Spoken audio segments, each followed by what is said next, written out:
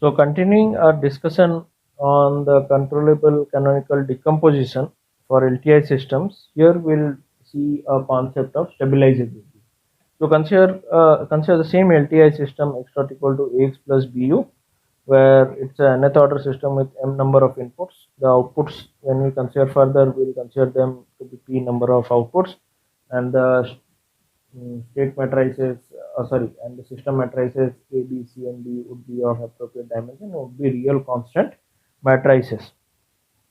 It is assumed that the AB pair or the LTI system that we have here is not controllable, which means, as we had seen in the previous lecture, that we'll be able to find a state vector such that Z equal to P inverse X, with the fact that Z dot is P inverse APZ plus P inverse BU. So we had seen how to construct this matrix P using the controllability matrix that we form for this uncontrollable system.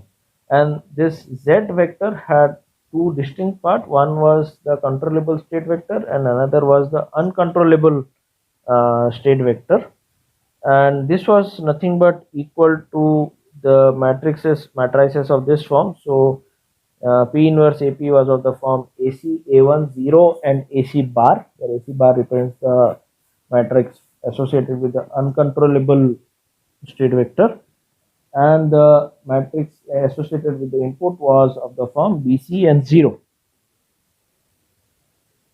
Okay, so I can express ZC dot as ACZC plus A1ZC bar plus BCUT, and ZC bar dot as AC bar ZC bar. Now notice that no matter what is the input, there is no effect of the input on the evolution of ZC bar. Okay, so if the matrix AC bar is such that the system is something known as unstable, which means as time progresses, ZC bar becomes unbounded. Okay, it just grows as time progresses. The magnitude of ZC bar grows, or the norm of ZC bar grows as time progresses. Then what will happen to ZC? No matter what input you give, ZC will also have a chance of becoming unbounded. Okay, so if you want ZC to be bounded or the system to be stable, then you need ZC bar to be such that it is already stable. That is, it does not go unbounded for any initial condition. Okay, so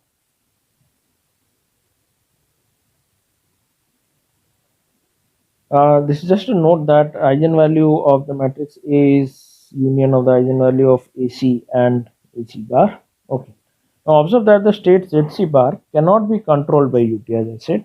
So the eigenvalues of AC bar cannot be affected by state feedback. Okay, so we'll see how the eigenvalues get affected by state feedback when we start designing the controllers and when we see the stability analysis. So but what you can see here is AC, there is no external effect that is coming on ZC bar. So whatever is the property of AC bar matrix, it will never change. Okay, it cannot be changed even by closing the loop.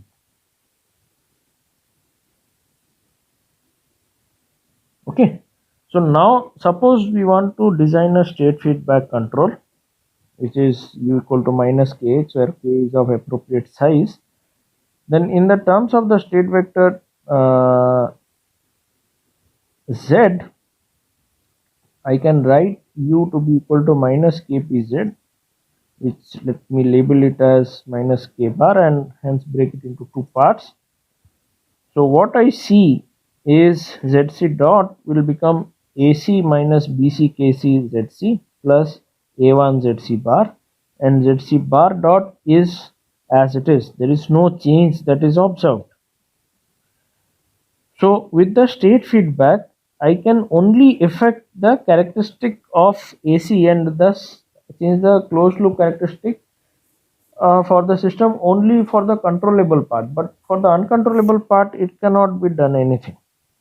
Now, if you want the closed loop system to be stable so that states do not go unbounded, then you need that the AC bar part should also be stable to start with without the state feedback.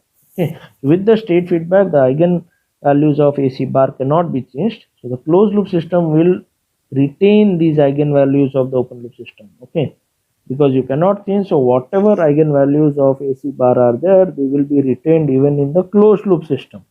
So the eigenvalues of the closed loop system, which essentially determine something known as the stability of the system, are going to be the union of eigenvalues of AC minus BC KC and the eigenvalues of AC bar. So what you see is some eigenvalues of the open loop system are retained in the closed loop system, and these eigenvalues correspond to the matrix AC bar.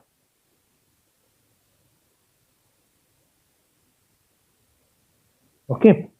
Now, if with u equal to minus kx, the system, original system A minus bk, has to have all its eigenvalues with negative real parts is essential to establish stability, then it is necessary that all eigenvalues of the uncontrollable part, which is AC bar, has to have negative real parts.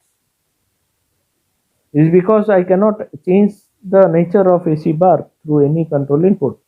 So right from the beginning, if the system is such that AC bar has all its eigenvalues with negative real part, then I can design a state feedback controller so that the closed loop system has all its eigenvalues in the negative real part, and thus making the system something known as stable. Okay, this characteristic of the system is known as stabilizability. The system is said to be stabilizable. I can stabilize the system if the eigenvalues of AC bar do not, all the eigenvalues of AC bar do not have negative real part, then it is not possible to stabilize the system through state feedback. Okay. So stabilizability is essentially associated with the fact that the uncontrollable part should already be stable.